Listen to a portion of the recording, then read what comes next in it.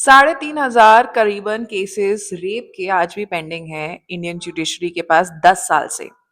लेकिन अभिजीत दीपके ने सवाल किस पर उठाया? उमर खालिद के ट्रायल्स के लिए। वो उमर खालिद जिन्होंने सरेआम नारे लगाए भारत तेरे टुकड़े होंगे, जो अफजल गुरु के लिए लड़ रहे थे, उनके शिष्य हैं।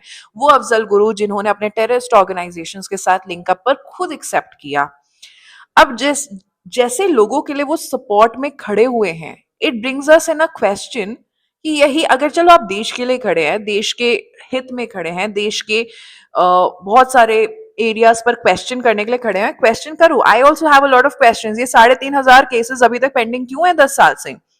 कितने सारे एजुकेशनल केसेस पेंडिंग है?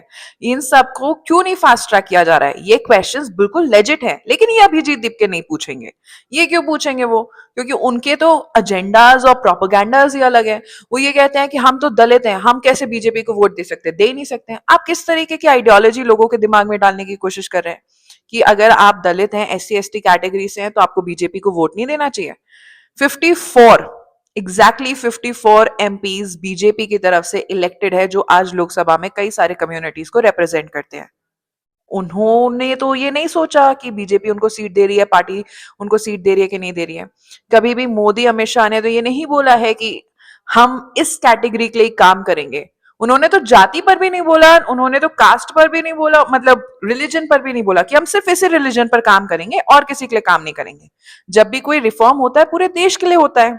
तो जब आप इस तरीके की मानसिकता लोगों के अंदर दिमाग में डालने की कोशिश करते हैं, no matter however against I am of reservation on a personal note, but somehow the PM and the HM, the Home Minister, have always stood by the reservation. आप उन पॉइंट्स पर तो कभी नहीं बोले।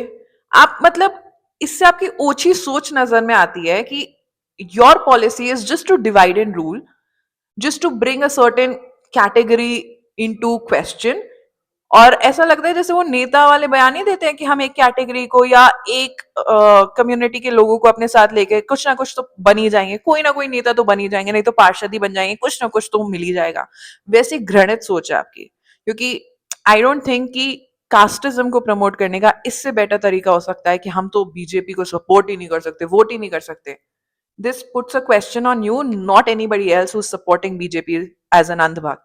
You are an अंधभक्त।